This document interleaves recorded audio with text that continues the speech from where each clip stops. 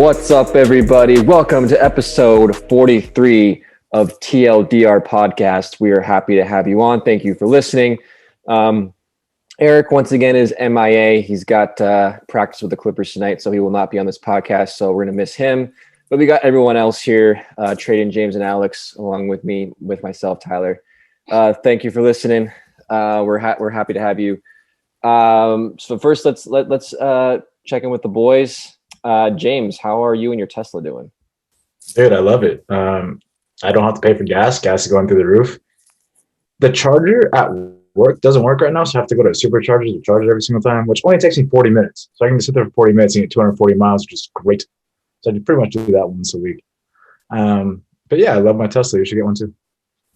That's the dream, that's the goal. So hopefully one day I'll have one of those Teslas. So glad you're enjoying it. And I'm happy to have good reviews coming back because, I trust your reviews. So that's good. Good stuff.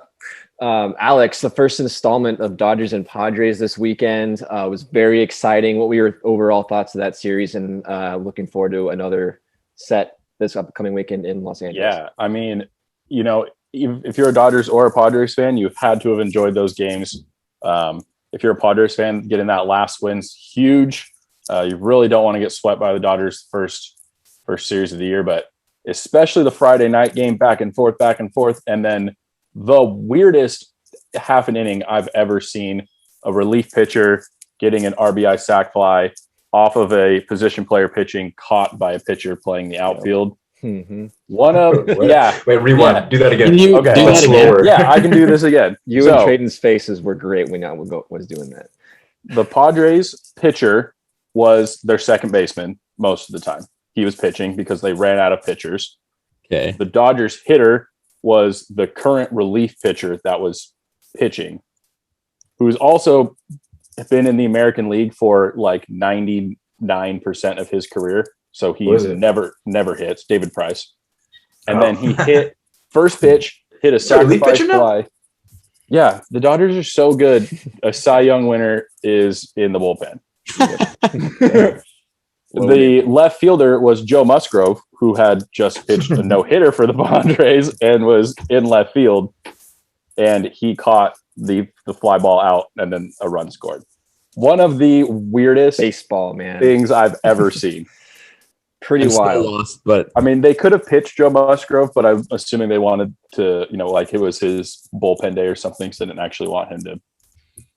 Anyway, well, that got way off topic, but yeah, it was great series. Yeah, also love the chirping going back and forth between those two clubs. It's going to be great. I mean, must-watch TV. Those series. I'm super pumped that we get another one this weekend. So, Dodgers Padres, if you're not watching it yet, make sure you start watching those games because they're very exciting. They're basically World Series games at like every single time. They're absolutely fantastic.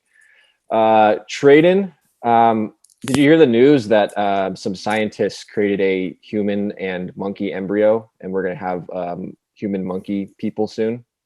No, I Are did. you talking about yourself? No, I mean it's debatable, but yeah, what are your sounds like a segment we got to dive into. Bad scientists making these monkey humans. Yeah, I've literally never heard of anything like that. But that's something that we do need to talk about on the podcast when sports start to slow down. These are the things we need to write down. Get this list of stuff that kind of fills the gap in the summer. Yeah, if life wasn't crazy enough, there's now human monkeys in the world, which I don't know, absolutely insane. All right, I just wanted to hold on. Why did he even bring that up? Like, what was the basis of that? It was for me. It was the news of the weekend. I saw that and I freaked out. I guess of all people, he thought that I would be the one to have any to opine on. I don't know. I thought you were with it, Trade. My bad. Next time. But the problem is we don't have Eric here. Eric could be all over. Eric would be on that. You're right. So that was more of an Eric question. So it was, yeah. My bad. No feel. All right. When we come back, we're going to start off with the NBA. Alex is going to take us through his NBA segment. So stick with us. We'll be right back. Welcome back, everybody. We're talking NBA basketball. As always, Alex is going to take us through the top storylines of the latest week of NBA action. Alex, what you got for us this week? Yeah, it was another great week in the NBA. But first, fantasy-wise, we are in the playoffs. Tyler did squeak in, which is really unfortunate. Huge. So I am the 1 seed, obviously. Tyler's the 4 seed. James, with a huge comeback, is now the 2 seed. He's facing off against Jose. We'll see how that goes. It's 2 weeks, so we got a little bit to go before that finishes up. But that is kind of fun that 3 of us are in there. Tradon. Sorry, bud.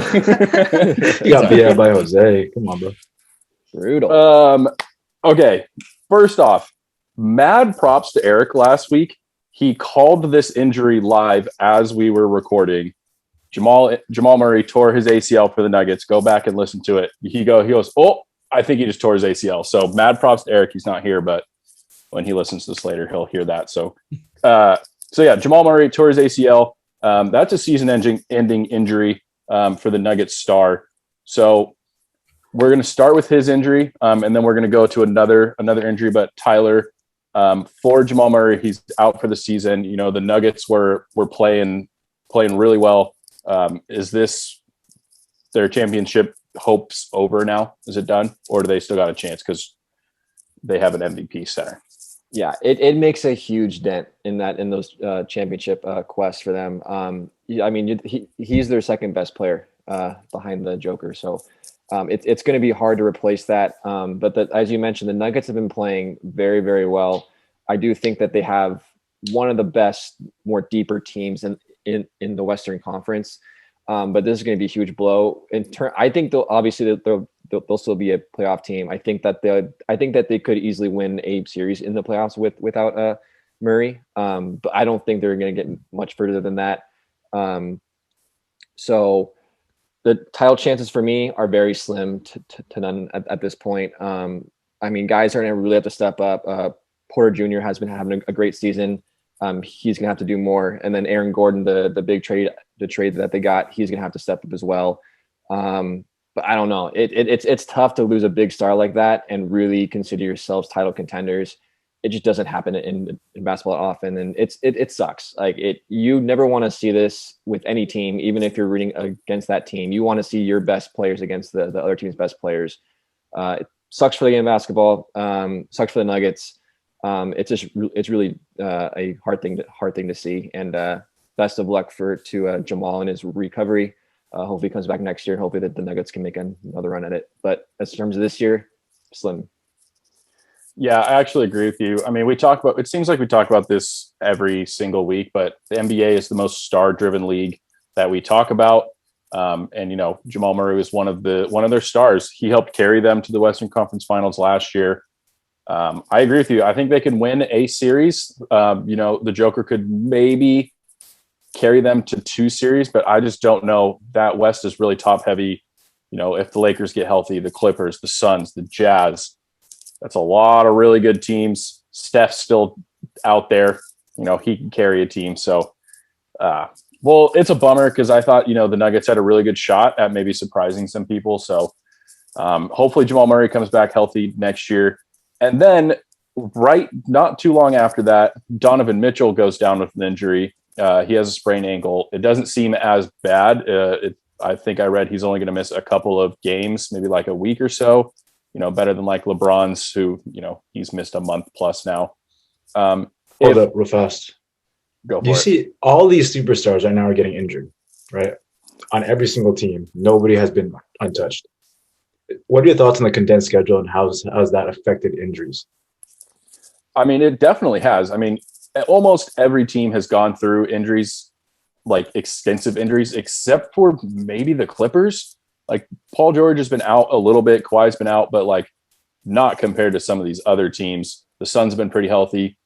I think, you know, if we're looking at it, it's all the teams that made deep runs into the playoffs last year, the shortest offseason, a condensed schedule. They're playing a lot of back-to-backs, and it's just the way the NBA had to do it to try to get the season through.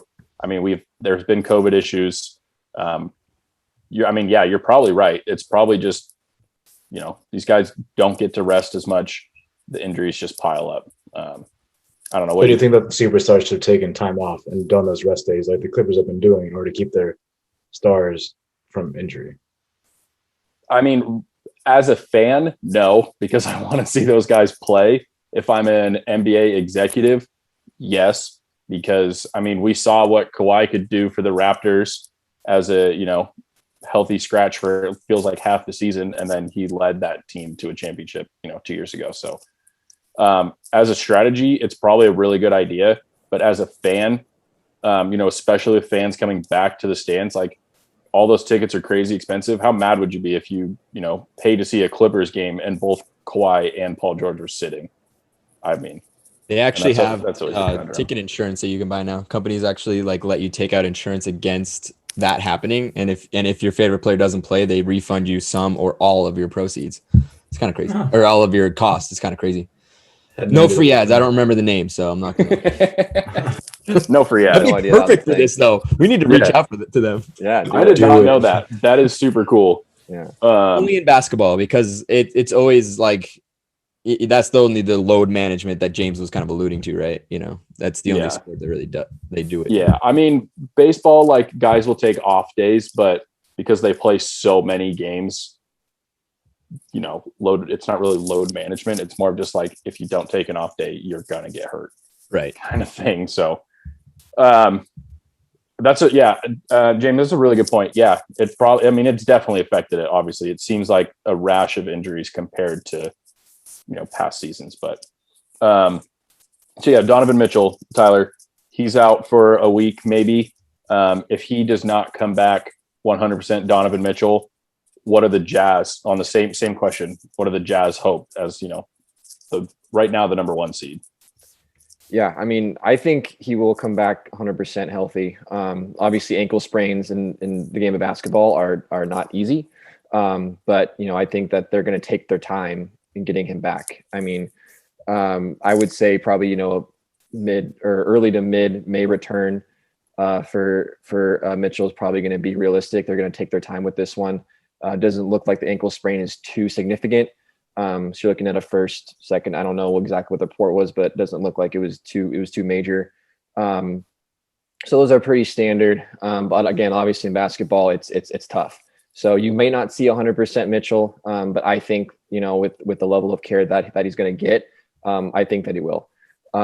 So they're going to sacrifice potential placement in the standings in order to get him back 100% and make sure that when they start their playoff run, that he's going to be the best that he can be given the circumstances. So it's probably going to take longer than I think fans and probably a lot of people are going to want.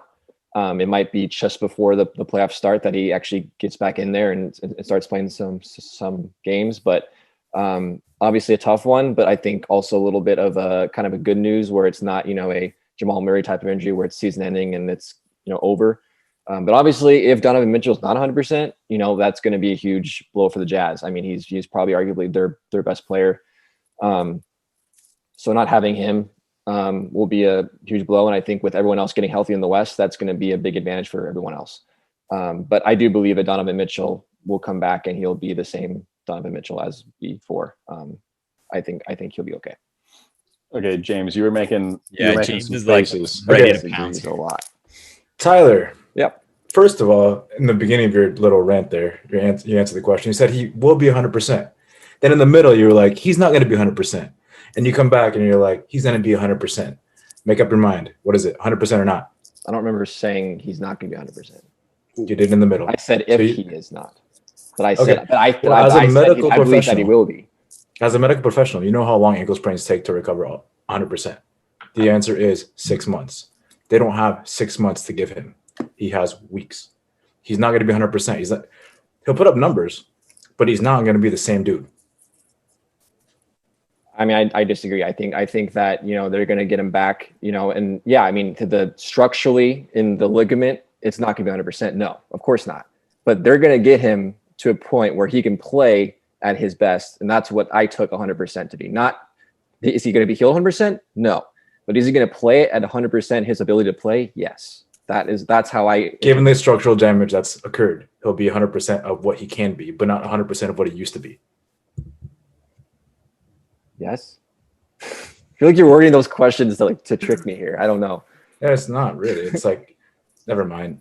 And he'll take I think the Donovan Mitchell he was before, right? Before the injury. I think that Donovan Mitchell will be the same once he comes back.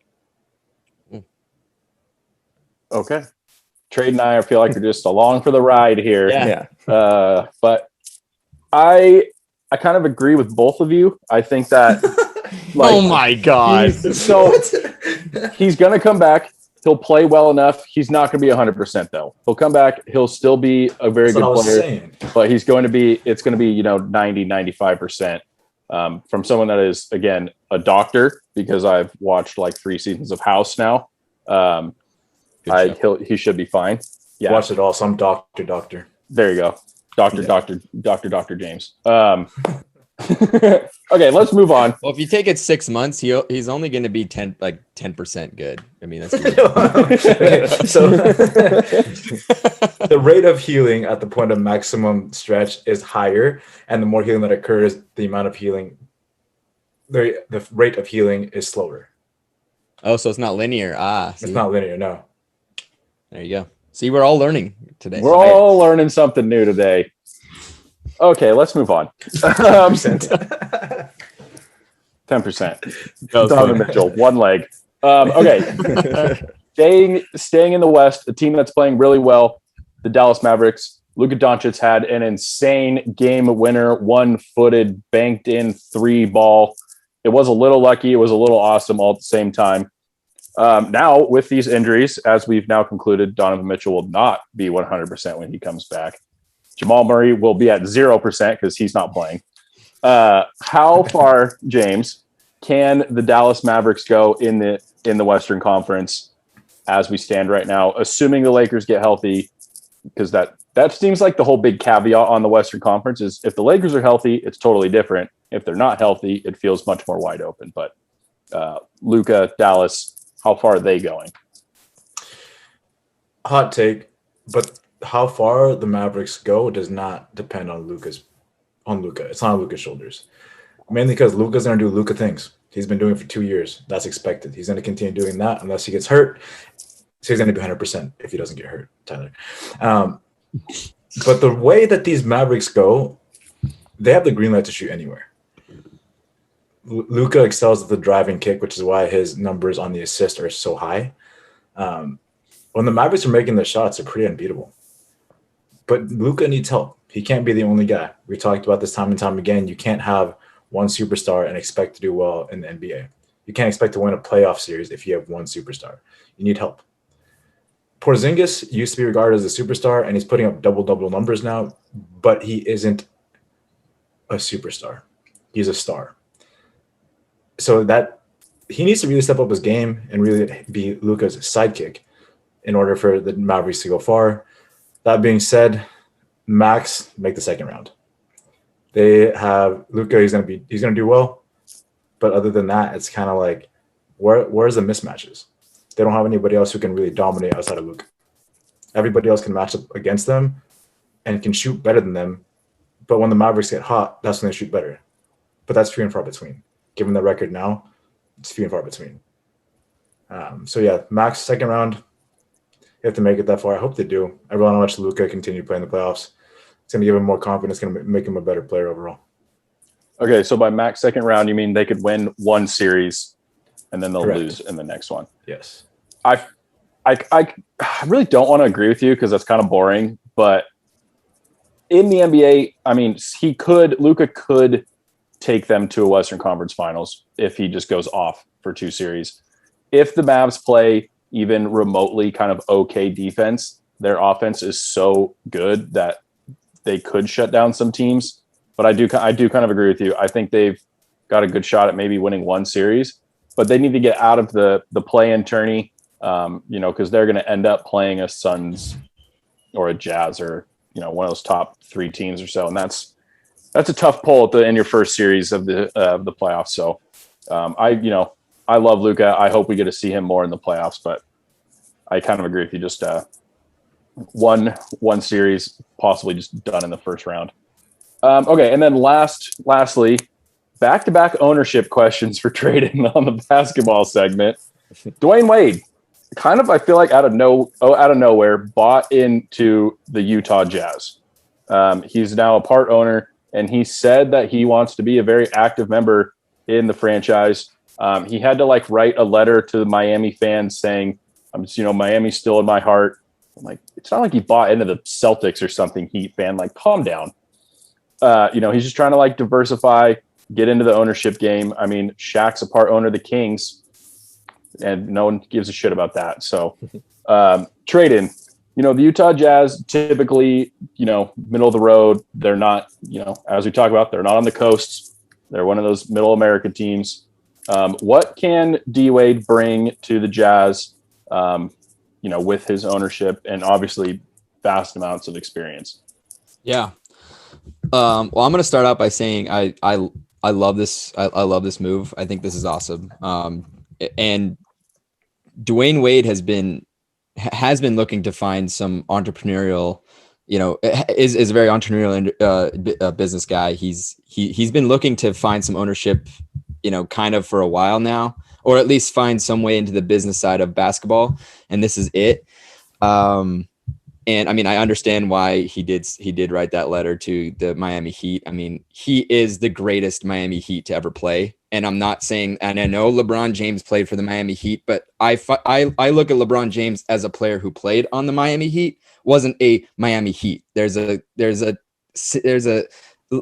difference there if you understand what I'm saying there.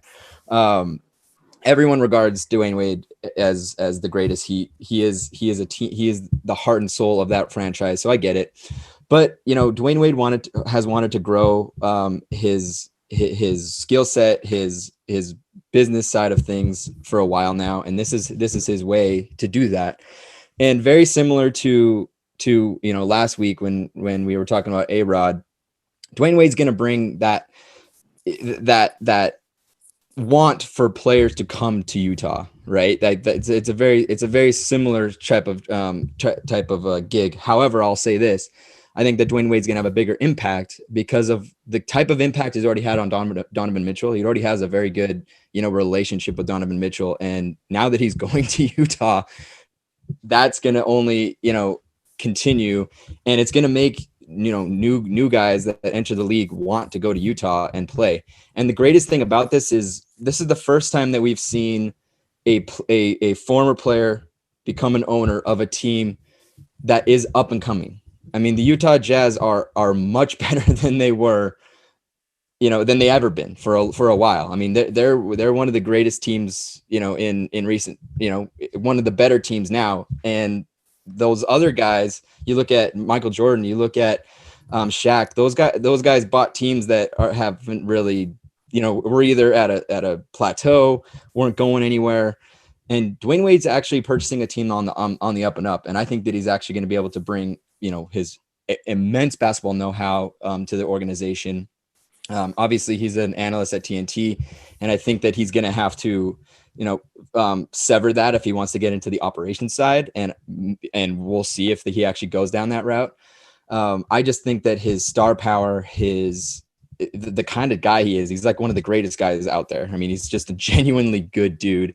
And his just leadership qualities is just kind of huge when you look at it even if he's a minority owner of the team. So I like this for the Utah Jazz going forward. I think that young players are going to want to play for Utah. Like you said, this is not one of the coast teams. And when these types of players buy these type of teams, it actually makes them, teams that are attractive to play for and go to. And I think that's going to start, early or that's already started with that relationship with Donovan Mitchell, and it's only going to continue from there.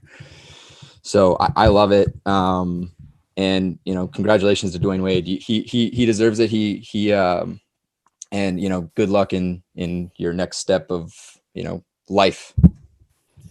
Yeah, I agree with you. I mean, this is the Utah. They had some good teams, in like the mid 2000s, but this is the best team they've probably had since the Stockton Malone era, which has been like 25 years now or something. And you're right. Dwyane Wade is a very respected person in basketball. It also helps that he's from Chicago, a huge basketball city, and he played in South Florida, where there's a lot of basketball fans as well. So I agree. I think he's going to bring in young players who watched him as they were growing up, and they'll want to go play in Utah. And it helps that you have a budding superstar in Donovan Mitchell, who in 6 months will be 100% healthy. And a defensive player of the year candidate every single year in Rudy Gobert. I Again, it's kind of a very similar thing to the A-Rod Timberwolves thing we talked about last week, but it's better because it's Dwyane Wade and he's a basketball legend, and he is one of the guys around the league that people do respect. So, good for Dwyane Wade, good for the state of Utah, and in the Utah Jazz. It'll be exciting to see what Dwyane can bring to that franchise. But Tyler, that's it. That's all I've got for basketball this week. All right. Well, if anyone is 100%, it's definitely Alex doing these NBA segments. So great job as always, Alex. Yeah, you're welcome. All right, we're going to take a quick break. When we come back, we're going to hit the ice, and Tradon is going to lead us in another NHL segment. Let's go. Welcome back, everybody. We're going to hit the ice, and Tradon is going to lead us in another NHL segment with all the latest in the NHL. Tradon, what you got for us this week? All right, another week gone, and I'm currently 3 minutes left in my Edmonton-Montreal game, and it has been one of the best hockey games I've seen in a while. What a game. If you're not watching it, I guess it's a little late to turn it on now, but it is a hell of a game. Go back and watch it if you have a chance. I'm going to start with the playoffs for our fantasy league. Obviously, the 4 TLDR boys, not including myself, are in it. We'll start with so Eric is leading Tyler after 1 week by a mere 33 points. Like it is amazingly close, amazingly tight. I mean, 33 points that's nothing. That's one decent period by a goalie. As we know, the goalies make your team in this league. And then Alex is losing to James by a mere, if I can do math, 24 points. I mean, that, again, it's so damn close. And I know that James forgot to set a lineup, so it could be a little bit bigger of a margin, but it only makes it better when it's this tight. For us on the outside looking in, we love to see the big battles, and that's what we're seeing here. So we got to start doing like Instagram updates. I just every day, just get an update on where the TLDR boys are doing in hockey. I think the world needs to know about this matchup. They're fantastic. It actually might be good to just put do a snapshot and then put it on the story. Like that's all you really need. Yeah. Just to that's takes 5 seconds. I could even do that. I will probably do that. Do it. Okay, we're gonna get into the nitty gritty here. We're gonna start with the greatest, pretty much the greatest story of the week. Patrick Marlowe this past weekend tied Gordie Howe for the most regular season games played at 1,767 games. And after tonight's game against the Vegas Golden Knights, he is at the top of the list at 1,768 regular season games. This is an amazing achievement. And, first of all, I asked Tyler just kind of give his, Tyler, give us your opinion on this achievement, and before I kind of chime in and give my 2 cents. Yeah, I think games played in any professional sport, whether it be consecutive streaks, whether it be overall like this one, that's probably one of the most impressive records or stats you can have. Just the longevity it takes to play at that elite level for so long. Really, it's really hard to explain how impressive that is. So congratulations to Marlowe. That's a hell of an achievement. He's probably playing right now as we speak in the game tonight. But yeah, especially in a sport like hockey. I mean, the amount of athleticism overall it takes to be a hockey player is incredible. You have to have a lot of different elite skills as an athlete to be able to play that sport just for a game, let alone 1,000 plus, whatever the number is, 1,000, 1,900 games or whatever it is. It's very impressive. At least 24 NHL seasons. I mean, unbelievable. I think for me, the best part of it, as much as I'm the Kings fan, so I don't like the Sharks. The fact that he was able to come back to the Sharks this season after a couple years away to have this record be broken with the Sharks, I think is super special. So I'm sure Sharks fans love that. I'm sure, Patrick Marlowe, I think that's super special to him. He played, 96% of those games in a Sharks uniform. So for him to break the record back in San Jose, I think is super special. So congrats to Patrick Marlowe. One hell of an achievement. Yeah, you're absolutely right. This guy was drafted second overall in 1997 by the San Jose Sharks. He's been with them through most of his career. As you mentioned, he did have a little stint in Toronto, mentoring those young kids in Toronto who are now, the superstars in, Matthews and Marner. Look, guys, this guy has played the most regular season games in NHL history. He has 566 goals, 630 assists. And the greatest part of that is, he was entered the league as the youngest, eligible, draftee. And he started the NHL when I started skating. So he's been playing in the NHL for as long as I've known how to even skate. And he's played, and another crazy stat, he's played with 34% of all of the NHL players that have ever played the game. He's played with a third of every single NHL player that's ever played in the NHL, which is insane to even think about. The greatest part of that is this guy is 41 years old. He is still in a top 6 role with the San Jose Sharks, and it takes a lot to be able to, show your coach that you're worthy of getting in the lineup night in and night out. And he's done it more than anybody else has in the league. And he's done it, through, I would say, 2 or 3 different, eras of the of the game changing. The game's gotten faster. He's had to adapt to that, and he has, and he's still a very, effective player out there. And, at the end of the day, if you're a player that's not going to contribute and make a difference, then you're going to be sat regardless of how many games you played. And clearly, as he continues to hop the boards and get on the roster, night in, night out, he's clearly showing that he can still make a difference. And I think that in and of itself is amazing. This is a stat that, will go down the history books. I do want to ask you, Tyler, really quick. First, I want to ask you, how many games do you think he plays? And second, is he worthy of a Hall of Fame bid? Wow. First, I know that was kind of a shot. I didn't ask you that earlier. You didn't ask that.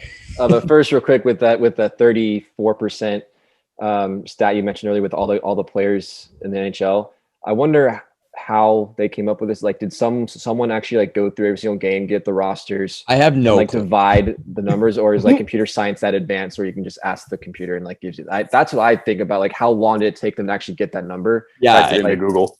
Yeah, that's unbelievable. So anyway, but yeah, so games played. What he's probably 90-ish games from 2000. No, he's actually over 100.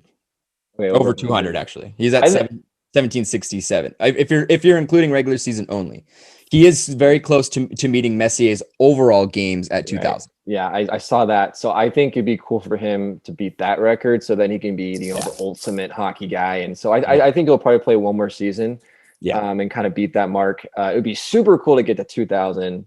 I don't know. He's I'll be really pushing it. But hey, you never know. I mean, he's made it this far. Might as well keep going. It's like Forrest Gump, right? Yeah. So, and then Hall of Fame. I think you got to have a Hall of Fame bid for him. I mean, he's his stat wise, there's nothing that really jumps out at you.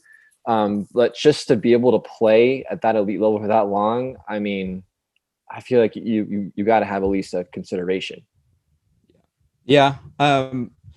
So to give you guys the actual math, he's 38 games away from 2000. So he's going to get it next year for sure. No problem.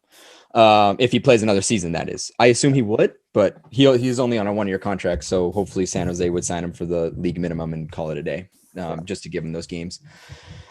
Look, I heard this story about Patrick Marlowe, and I got to tell it before we move on. Okay. I was listening to this other podcast today, and Patrick Marlowe, I guess, has this reputation around the league as the guy that gets naked the quickest in the locker room.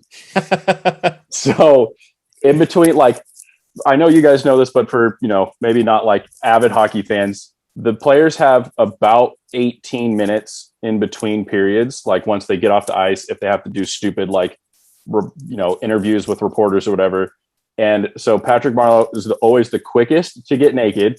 And then I guess every single time he'll either take an ice bath or a super cold shower because it like helps him with like his lactic acid buildup and whatever. But I heard that, and like I know this is Tyler's thing, but I thought that was so funny.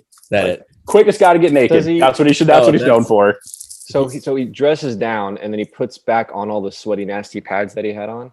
I'm assuming he gets that's towards the end of the game, I think. Or does he have different sets of pads for each period? I don't know, but I'm assuming he's a professional hockey player. I'm sure they give him I'm sure they all get new pads. Yeah. In between. Do you see Darnell Nurse's glove has a major hole in it? I'm not surprised. Like for somebody who makes millions of dollars and playing for the National Hockey League, you can't get new gloves. We live, but he may not want it. We're hockey, I would say, is maybe next to baseball, is we're just creatures of habit, which leads me to another Patrick Marlowe story to go off of Alex. The guy, I think he wore like some kind of CCM skates that were discontinued. And when he knew that they were going to be discontinued, he bought up the entire stock because he did not want to ever change skates, ever. And cool. Just this year, or it might've been last year, he ran out and he actually had to go into a new age skate. But it just goes to show, like, these guys are creatures of habit. That's just how it kind of goes. So James, I mean, he probably just likes it. I don't know. Look, before I put a nail in this, I think that he'll be considered for the Hall of Fame. I think that he's kind of in the Hall of very good players. Like he is not a Hall of Famer. Like he will go down as a probably the best player over a regular season, like continuously, but he just doesn't have enough stats, I think, to warrant a Hall of Fame bid, unless you just want to give him the because he had that many games. Although I will say that this achievement couldn't have been achieved by a better person. I mean, he is widely regarded as a league favorite, a fan favorite. And he's one of those players that even if you're a Kings fan, even if you're a Ducks fan, and if you don't like this guy, you probably should check yourself, because you're kind of an asshole, because he's a good guy, genuinely. He's not like an Evander Kane or a Kachuk, Corey Perry or a Kachuk, right? He's a genuinely good guy and a great teammate. And I give my full congratulations to Patrick Marlowe. What an achievement. And I'm glad you got to play in Vegas where there was actually fans to appreciate that. That was really great. And so moving on, before I get emotional, that's a big one that leaves a lump in my throat. That's a big achievement for a hockey fan to see. So moving on, the Dallas Stars, Alexander Radulov and Bishop, their goalie, Ben Bishop, are done for the season. Adding to the woes of the Stars, these guys have been beat up. These guys had to deal with COVID early on. These guys had to deal with the winter storm in Texas. I asked James to, are the Stars done? I mean, should we pull a nail in them? I've been sitting here on my on the podcast and on my weekly power rankings saying, watch out for the Dallas Stars. I know they're a few spots back, but they got a lot of games at hand. Losing these two players, are they done? Do I need to give up my belief? No, dude. What doesn't kill you makes you stronger. And that's going to be the case of the Dallas Stars here. Ben Bishop, the players you named, Bishop and Radulov. Bishop hasn't played at all anyway. He hasn't stepped on the ice one time this season.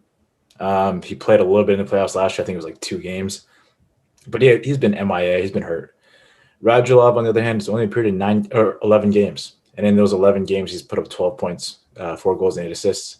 His last game was 3-18. So that was more than a month ago. In that time period, Dallas has gone 8-9, and 5 of those losses came in extra time. So they're competitive. Overall, even though Radulov only played in 11 games, they didn't win all those, but they also didn't lose all those, Yeah. The thing, the 2 players you mentioned weren't that big of factors to begin with. Currently, Dallas is on a 2-game win streak. Tyler Seguin is slated to come back in the next couple days, probably even sooner. I'm tempted to say that Tyler Seguin in a couple of games has a bigger impact than Radulov does. I don't know. We haven't seen Tyler Seguin play post-surgery, but his presence and his natural talent and his IQ on the ice and all the above that makes him that good, and for as long as he is going to show up eventually and is going to have more of a presence than Radulov did. Right now, they're about 3 points back from the 4th seed. Might be 5 now because I think Nashville won tonight. But fact of the matter, they what? So did Dallas. So there's still 3. Okay, yeah, so they're still 3 points back, and they played 2 to 3 games less than everybody else in that division. They can still make that up. So, truth be told, at the end of the day, in conclusion, they still have a chance. Radzlaw's been out forever. Bishop hasn't played. They're pretty much going to be the same team with the addition of Tyler Seguin. That's a lot of help right there. Would you put money on that they would be the 4th spot? Yeah, I'm a betting man. Let's do it. I love it. I love it. Look, and this actually leads into the third point that I asked Alex to kind of go into. I'll say this. I think that 3 of the divisions are more or less set. I mean, the North's set. I don't think Calgary or Vancouver have a chance. In the East, Rangers are kind of knocking at the door, but I don't think that's going to happen. I think the East is locked up, and the West is a shit show. Like it's going to be either Arizona or St. Louis, and they're both going to be clapped in the first round, so it's not even something to worry about. The Discover Central is a battle for that last spot between 3 teams. I mean, we have Nashville in it, we have Dallas in it, and we have Chicago in it. Columbus has fallen below Detroit, in terms of tiebreaker, which is insane to think about. So they're done. Detroit and Columbus are too far. So those 3 teams are vying for it. And what I didn't realize, James, is that Dallas has a 4-game series against the Red Wings this week. And one of them was a win today. So that's a big thing. So I like to think that they're still going to be the team that makes it in. They're the only team that has a positive goal differential, of those 3 teams. So I think that they do have a good shot. They just are fighting through those injuries. So I would agree with you. However, moving on to my third point, Alex, Nashville and Chicago play a 3-game series this week, which could be the defining week of the Central 4 spot. And now we know that, the Stars are playing 4 games against the Red Wings. So this is probably the most important week for the Discover Central. Who do you have winning the series? And do you think that winner will be the 4th playoff team? Or said differently, who is going to be that 4th spot? Yeah. So before we had started talking about this, I was going to say Dallas. We talked about this before. The plus minus goal differential thing is huge. Teams that go into the playoffs as a have a negative goal differential are terrible. So to answer your questions, I think Nashville is going to win the series. So even if they take 2 out of 3, and then I still think Dallas has right now 3 games in hand over Nashville. Yep. And they're 3 points back. They could easily be in that 4th spot when we talk a week from now. It would not surprise me. I don't think Chicago, I think they were a fun story at the beginning of the season. We were like, oh crap, do we need to take them seriously? And they've kind of come back to earth a little bit. I think that especially if Nashville can win all 3 games, Chicago's done. It's over. Yeah. That's too much to come back from. If Nashville takes 2 out of 3, I think it's going to be a fight. I think we were all pretty down on Nashville at the beginning of, when we were doing our previews.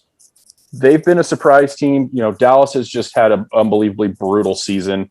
And pretty much piggybacking off of what James said, they don't need those guys. They haven't had them all year. I'm going to go out on a limb and say Nashville ends up in the fourth spot because I don't want to agree with James. Yeah. What do you want? 20, Let's do another 50. Let's do another 50 so that I finally get my 100 back. Deal. $50. Nashville ends the season as the fourth seed. And I said Dallas. Okay. So you heard it here. We have James that has Dallas and Alex that have Nashville. They have, by a margin of error, they have the exact same point percentage, and which is what I've been talking about this whole time. So this bet is pretty close. It's pretty even.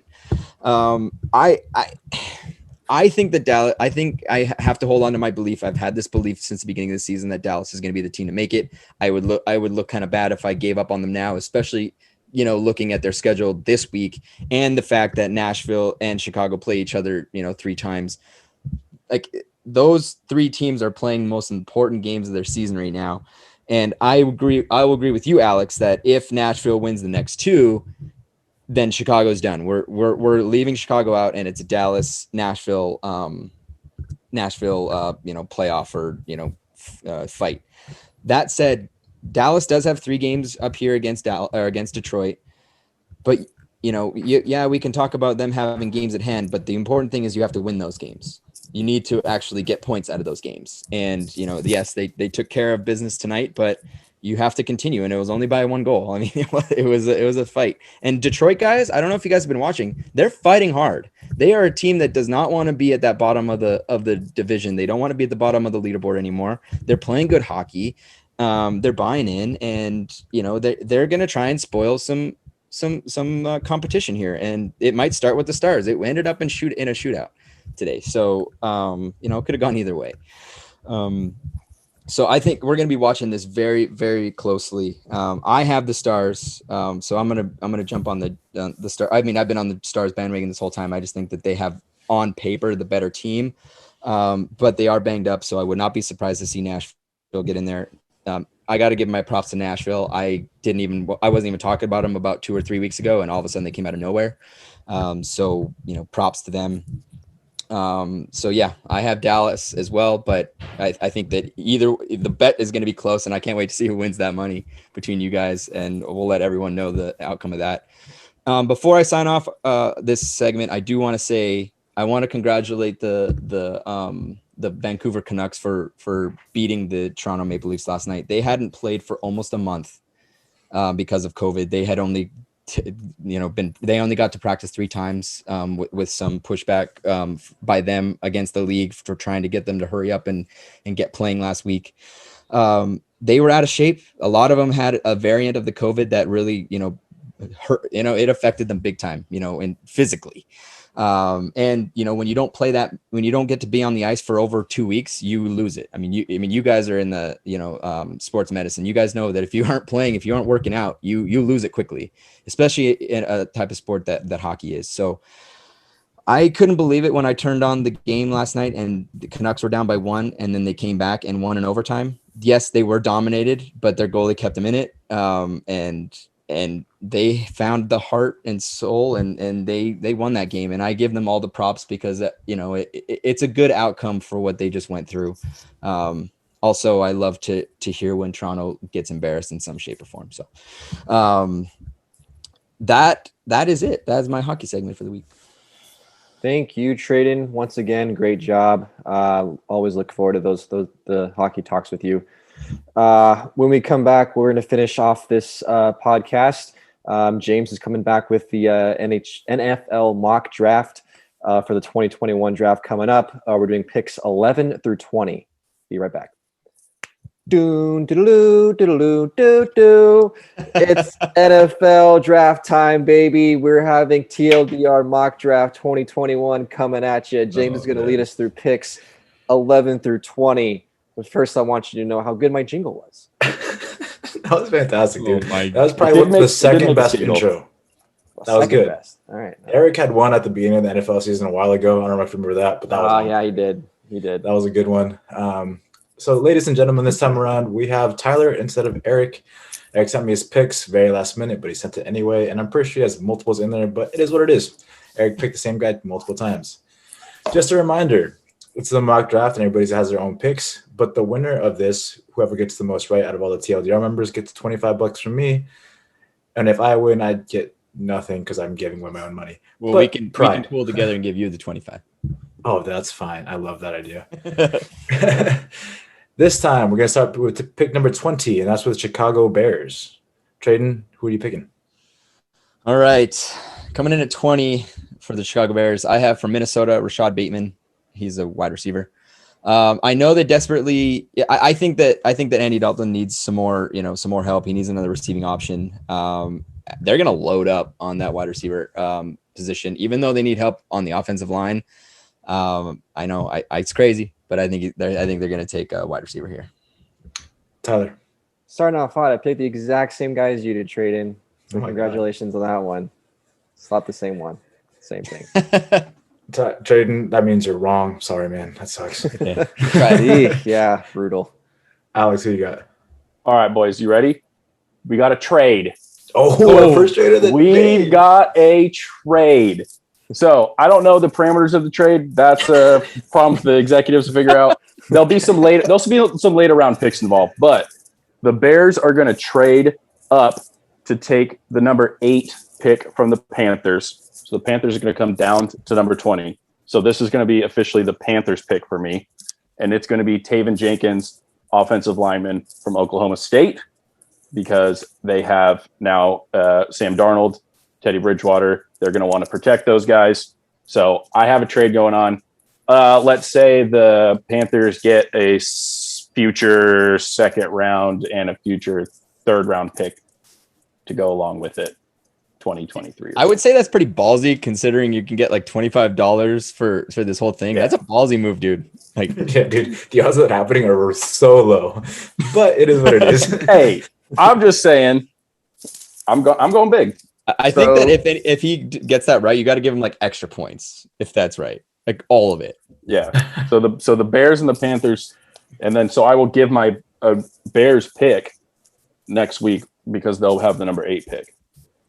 Interesting. I'm curious to see what is the need that they need so much that they need a top 8 pick to do it. That's something you're going to answer next week. To figure it out. So I did not have a trade to sell the Chicago Bears, sticking with the number 20 pick. And with that pick, I went with Samuel Cosmi, a tackle from Texas. He's one of the most consistent tackles in the draft. The dude only gave up 6 sacks total in 3 seasons at Texas. Chicago has a good defense. They've always had a good defense, but they need help on offense. And with Andy Dalton as your QB, he needs time. The Red Rocket needs time to process. You saw him last year with Dallas with a shit offensive line. They didn't do too hot. But years prior, when he had the Bengals, they had an okay O-line, and then he did okay. He put up some decent numbers, and I think that's what the Chicago Bears need. So they're drafting Samuel Cosmi out of Texas. And Eric had the same exact thing as me, Samuel Cosmi. Number 19, the Washington football team. Tyler, who are you drafting? I got Zaven Collins, linebacker out of Tulsa. Get some more defensive depth on that team. Get some young talent along with those some good veteran talent on that team, and just keep building the defensive side of the ball there in Washington. I like it. Alex? I've got another trade. No, I'm just kidding. Oh my God.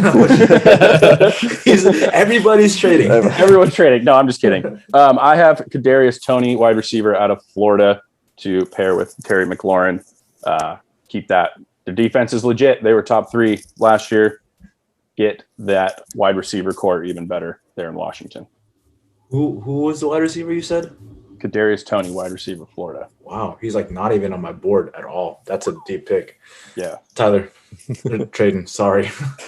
All good. From Virginia Tech, I got Caleb Farley, cornerback. Look, the Washington, line is incredible. Let's get that secondary elite. He is an elite. He's gonna make that defense like incredible. That's where they pick. They're gonna be the strongest defensive team in the league. I went with wide receiver Rashad Bateman, which you guys had said last pick out of Minnesota.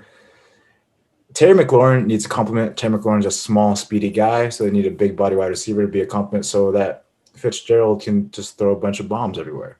And that's exactly what this guy is. 1,200 yards last season and 11 touchdowns. Crazy numbers. Eric picked Christian Darrisaw, an offensive tackle, to add to an already elite offensive line, which it doesn't make sense, but that's why I though? don't know. Moving on to number 18, the Miami Dolphins. Alex. All right. For the Dolphins, I have Creed Humphrey, center, Oklahoma. You now have Tua Tagovailoa, whatever the fuck you say his name. He's your Yeah, thank you. He's your franchise quarterback. You got to protect him. So Creed Humphrey, center, Oklahoma. Dude, your picks are just crazy because I've never heard of these guys before. Awesome. We'll just wait for it. From Clemson, I got Travis Etienne, running back. I think that Miami has a pretty solid roster. I think that they're gonna land they're gonna land this running back, and they're gonna be a solid team to beat. Tyler. I went on the defensive side here.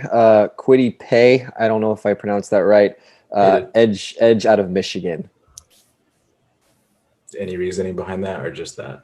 Just that. Okay. Sorry, didn't have a depth one on that one. I also went defense. I went with linebacker from Notre Dame, Jeremiah Owusu-Koramoah. You guys had him. I know Tyler and Tradon had him last week or 2 weeks ago. I don't think he slips that far. He is legit the best coverage linebacker in this draft. The dude can also play slot cornerback, so he can play multiple positions. That's something that's needed in this NFL, especially now that the NFL is moving towards more of a passing league. At number 18, Eric had Jalen Phillips, who he thought was a tight end, but Jalen Phillips is actually a defensive end. He just wrote tight end for some reason. Eric doing Eric things. Number 17, the Las Vegas Raiders. Holy shit. Las Vegas Raiders. Tradon, who you got? For the Irwindale Raiders. No, they were almost the Irwindale Raiders, which is where I'm from. I have from USC Elijah Vera Tucker, offensive line. I think that I think that they're gonna build that offensive line on both sides. Carr's gonna be. Eric, Derek Carr is gonna be even better than he was last year, and he was actually pretty damn good. So, just so you know, Eric agreed with you. He also had the same exact pick. So go, Eric. Tyler, who you got? I also went on the offensive line, but I went with Christian Darrisaw, Virginia Tech. I actually think Vera Tucker is going to be picked a little bit earlier, but we'll get to that later. Huh. Okay. Alex. I did not go with that. And as we said on how to fix the Raiders, they need defense. So I went with Christian Barrimore, defensive lineman out of Alabama. He will fit into that defensive line. That needs to get after the quarterback because they were terrible at it last year. But that's what I got, James. Tyler, it's crazy to think that he won't slip because I had Elijah Vera Tucker at 31 to the Chiefs. But for myself, I picked J.C. Horn, a cornerback from South Carolina. The Raiders' defense was awful last year. They're in desperate need of a quarterback. We said that multiple times before in the needs segment. I suggested to pick up Richard Sherman. They didn't do that. They still might. He's still a free agent. But J.C. Horn is an elite press corner. He only allowed 8 receptions last year and also had 2 picks. So I think they're going to go defense with this pick. Number 16, the Arizona Cardinals. Tyler. I'm going to go with Greg Newsome, cornerback out of Northwestern. I think defense is one of their weaknesses. And they're going to try and build up, especially with the pass protection or pass defense. So cornerback, Greg Newsome, Northwestern. Eric had the same thing as you, Tyler. Woo. Alex, who you got? Well, this is going to sound dumb now because when I picked these, things had changed. But I had Najee Harris, the running back from Alabama, going here originally. And I'm going to have to keep it because I didn't have time to redo them. But since they have signed some running backs now, this is sounding kind of dumb. I mean, the fact of the matter is James Conner might get injured in the next 2-3 weeks. Yeah. The dude's so injury prone, he might get injured golfing. Who knows? You never know. Tradon, what do you got? So this is where I disagree with you, James, because J.C. Horn's going to be picked up by the Cardinals at round 16. They're in desperate need of a cornerback, and he's going to play immediately, and that's where he goes. So I went with defense as well. I went with Trayvon Moehrig from TCU as safety. But the thing is, he's not only a safety, he can also play as a slot cornerback, and he led the nation in pass breakups. So you pick a guy who can play multiple positions on the defensive side. I think that's the best place for him is the Arizona Cardinals. Number 15, the Patriots. Alex. So the Patriots are known for picking some interesting players with some interesting backstories. So I'm going with Micah Parsons, the linebacker out of Penn State. He's got kind of a checkered history, I guess is a good way to put it. If there's anyone to get him set straight, that would be Mr. Belichick. They lost a lot of guys to retirement and people sitting out last year on the defensive end. So I'm going Micah Parsons, linebacker out of Penn State. Like it. Tradon. For Michigan, I have Kwity Paye, defensive line. I think that he's going to fit nicely with his explosiveness. He's going to fit in nicely with Belichick's system. He's a raw talent. I think he's going to fit nicely there. Tyler. Julian Edelman's gone, so they're going to need some wide receiver depth. So I'm going to go with Jalen Waddle out of Alabama. This is the guy I mentioned earlier, going to some different teams, but I think he's going to end up slipping down to 15 with the Patriots. So you initially thought he was going to get picked number 5 by the Bengals, and now you have him picked as 15 with the Patriots. That's affirmative. All right. Yeah. What a Good drop. stuff. Great job. 10 He's learning. positions. Yeah, I'm learning. Eric was on the same mindset as you. He went with wide receiver, but he went with Devonta Smith, which is crazy to think that a Heisman winner would drop to 15. But that's what Eric has going to the Patriots. I also went with another Alabama product, though, from a QB out of Alabama, Michael McCorkle-Jones. That's what I'm going to go with. Bill Belichick is going to get his guy. The fact of the matter is, there's only about 4 teams that need a quarterback, Patriots being one of them. Picks ahead of them, like the Vikings, the Chargers, the Eagles, the Giants, the Cowboys. They don't need a quarterback. So I don't think they need to trade up to get their guy. And Mac Jones just feels like the kind of quarterback that Belichick wants. He's accurate. He's not really much of a showboaty type quarterback. He's in the pocket, has great pocket presence, and will throw the ball where it needs to be. And that's kind of what the Bill Belichick offense is predicated on. It's one of those quick throws that are set up over time, hitting tight windows. And that's what Mac Jones can do. He's the most accurate quarterback in this draft. So I think he'll go to the Patriots. Number 14, Minnesota Vikings. Tradon. From Virginia Tech, I got Christian Darrisaw, offensive lineman. I think he's going to upgrade that offensive line. He's going to play week 1, I think. Wow. Okay. Tyler. Elijah Vera Tucker, I mentioned him going early draft. I think this is where he will land. The Vikings, like I said, I believe offensive lines where they need help, and I think they're going to select Vera Tucker out of USC. Real fast, Eric had the same thing as Tradon, Christian Darrisaw, offensive tackle. Alex. So Tradon, I have Kwity Paye going here, D lineman for Michigan. The Vikings did not get after the quarterback last year. They're going to need to change that. So I have Kwity Paye, D lineman, Michigan, going at number 14. I had also had a D lineman, but I had Christian Barrimore, defensive tackle out of Alabama. The Vikings as a whole have some pretty good edge rushers. Historically, the interior rush isn't always there. The Vikings used to be really good at defense. That was kind of the calling card. Last year, it was the opposite. They were the worst at defense, and they suffered immensely. So I think that they got to show up that defensive line, work from the inside out, and build that defense again. This guy can rush from the inside. Like I said, he had 11 sacks from the interior. That's really hard to do. You're getting triple teamed in the interior. He did that. That's like Aaron Donald type stuff. And by the way, Aaron Donald's innocent. If you guys were following that story, the video said that way he wasn't there. So the accuser was just an idiot. But yeah, moving on to 13, the Los Angeles Chargers. Tyler. So I'm going to go with the Heisman Trophy winner, Devonta Smith here. I do think he's going to fall. I just think other teams need different needs earlier in the draft. So I'm going to go with the Alabama wide receiver there, the Chargers. Hopefully the Los Angeles is going to build a pretty nice offense there. So they're going to go with Devonta Smith. Alex. I also went offense, but offensive line, Justin Herbert is a franchise quarterback. You need to protect him. Rashawn Slater, offensive tackle, Washington, going at number 13 to the Chargers. Wow. Tradon. Ditto. Okay. I also had an offensive tackle, but I went with Christian Darrisaw, tackle from Virginia Tech. Dude didn't allow any sacks. Just like Alex said, you got to protect your franchise QB. Eric made a pick here that I disagree with wholeheartedly. The guy's an idiot. If he was here, I'd say it to his face. He picked Kyle Pitts. He thinks Kyle Pitts is going to drop to 13, which is insane. Oh, my God. That's the dude is on one.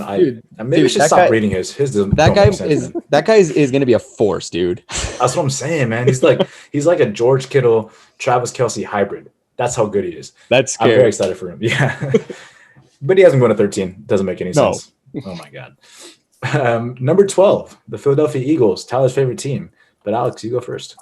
Yeah, so this is where I have the first or I guess will this point be the last wide receiver out of Alabama coming out. So I've got Jalen Waddle here going to the Eagles, pair with Jalen Hurts, who's going to apparently be Patrick Mahomes next year. Throw back to Tyler saying that like 6 months ago. So Jalen Waddle, wide receiver, Alabama, going to the Eagles. Tradon. Ditto. Oh, my God. Tyler, tell me about your favorite team. Yeah, what are the Eagles always – I mean, they suck at a lot of things, but one thing that they suck out pretty consistently is on the defensive side, pass defense. Okay, so they're gonna get a cornerback, and they're gonna go J.C. Horn out of South Carolina, get some young. I mean, he'll probably suck because I feel like every time they try and fix the cornerback safety situation, most of the time it doesn't work out. But I'm gonna have faith in it. They're gonna go cornerback J.C. Horn, South Carolina. I'm blanking on his name. Jair Alexander. He was the best cornerback there was last year in the NFL. Just so you know. I'm going to agree with Alex and Tradon. I'm going to go wide receiver, but not Jalen Waddle. I'm going with Devonta Smith. He's an elite route runner. He gets open at will. He's going to be a huge help for the development of Jalen Hurts because he can get open at will, which makes reads so much easier. Eric went with Jeremiah Owusu, a linebacker. Jair Alexander plays for the Packers. Damn it, you're right.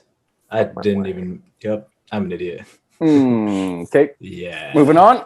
That was a good one. Going on. Wow. Who is that guy with crazy hair for the Eagles? He's a cornerback.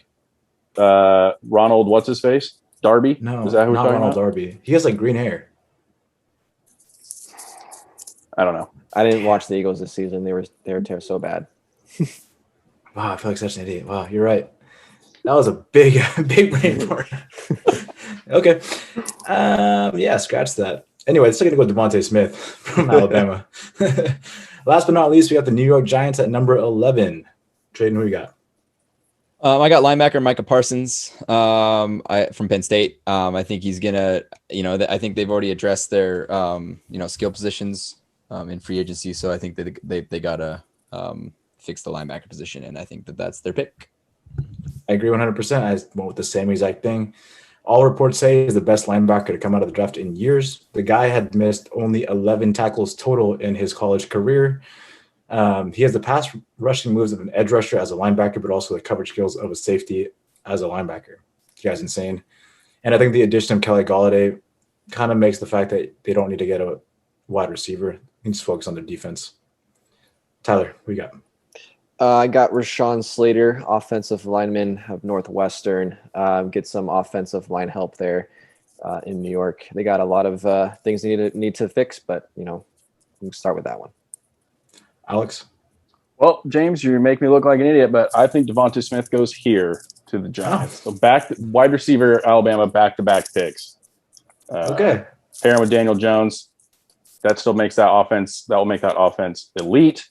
The NFC East is going to be terrible anyway. So, Eric and Jalen Waddle from Alabama. That was his pick, a wide receiver, so he's on the same wavelength as you, Alex. Well, that doesn't make me feel good. And that's 11 through 20. Stay tuned. Next week we'll go through 1 through 10, which is going to be pretty exciting. Oh, yeah. Top 10 is always the most fun, and I'm really excited to actually – I'm always excited for the draft, but even more excited just to see who's going to win this draft. It's going to be a fun one to watch. So, James, thank you as always, leading us through the NFL mock draft. And that's going to do it here for episode 43 of TLDR podcast. Thank you so much for listening, and make sure to like us and subscribe on all of our platforms, Instagram, Twitter, YouTube. Thank you, guys. We really appreciate it, and have a great week, and we'll see you next time.